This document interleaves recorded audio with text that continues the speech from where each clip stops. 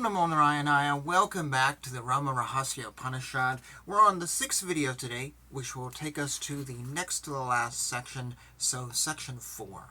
Sanaka and the other ascetics asked Hanuman, describe the ritual for recitation of Rama mantras. Hanuman replied, the one who intends to recite this mantra should follow the following procedures. He should bathe twice a day. He should take only sattvic foods like milk, roots, fruit, or rice pudding offered to God. He should follow the prescribed karmas of the stage of life. He should give up the 6 negative emotions like anger, jealousy, etc. He should observe purity and practice dispassionate speech. He should also observe dispassionate action and show respect to all women. He should observe celibacy and sleep on the bare ground. He should not have any desires. He should be devoted to his teacher. He should scrupulously observe bath, worship, recitation, meditation, and oblation to the fire. He should meditate with utmost concentration on Rama, as instructed by his teacher. He should invoke the sun, moon, teacher, lamp, cow, Brahman, etc. The ascetic doing this japa should sit on a tiger's skin and adopt postures prescribed like the swastikasana in rotating sequence. He should seat himself below plants like tulasi or trees like parijata, biwa, etc.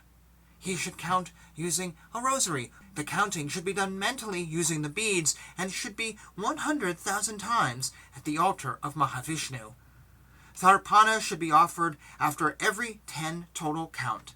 After 10 counts, offer rice pudding. Pour over it clarified butter made from cow's milk and eat what remains after the next 10th portion.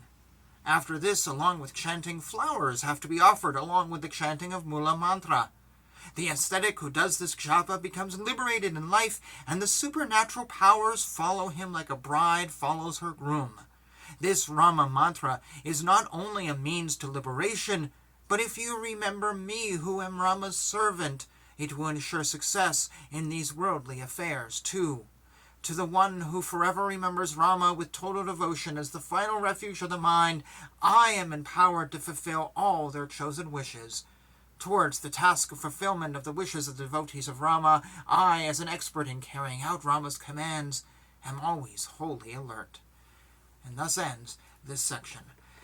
And as I have mentioned before, this is for men only. Women are not perceived as being able and capable of doing this, and that is bullshit.